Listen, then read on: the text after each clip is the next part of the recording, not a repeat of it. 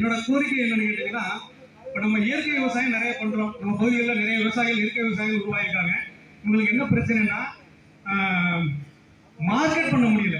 இப்போ என்ன சொல்லணும்னா, இந்த வருஷம் கவுனி அரிசி வந்து நம்ம அரிசி வந்து 200 ரூபாய்க்கு விற்கிறாங்க. நெல் 20 ரூபாய்க்கு இப்போ இருக்க நெல்களை எடுக்கிறதுக்கு ஆள் இல்லை. அந்த அளவுக்கு இருக்கு.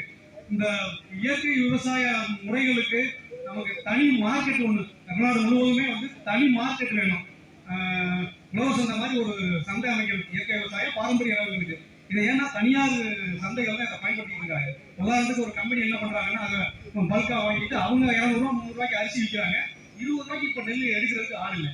கிட்டத்தட்ட 100 ரூபாய் விலை போன நெல் கம்பெனிகள்லாம் இப்போ நம்ம பகுதியில் நிறைய ரன்னு கணக்கில் குமிஞ்சு கிடக்கு.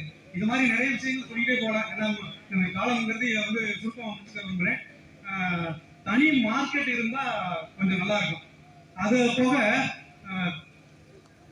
நீர்நிலைகள் நிறைய நீர்வழி தடங்கள் நிறைய தனியார்களாலையும் நம்ம சீமை கல்விகளை ஆக்கிரமிப்பு பண்ணி கம்மாய்களுக்கு வர வழித்தடங்கள் நிறைய இதுவாகிருக்கு, தூண்டு கிடக்கு.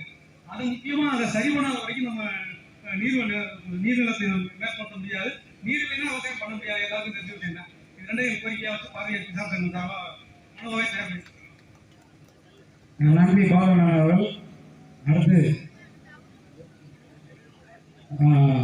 இந்த ஜல்ஜீவன் திட்டத்தில் கொஞ்சம் குறைபாடு இருக்கு. அது சம்பந்தமா உள்ளூர் சுந்தர் பேசுறாங்க. ஒரு மனம்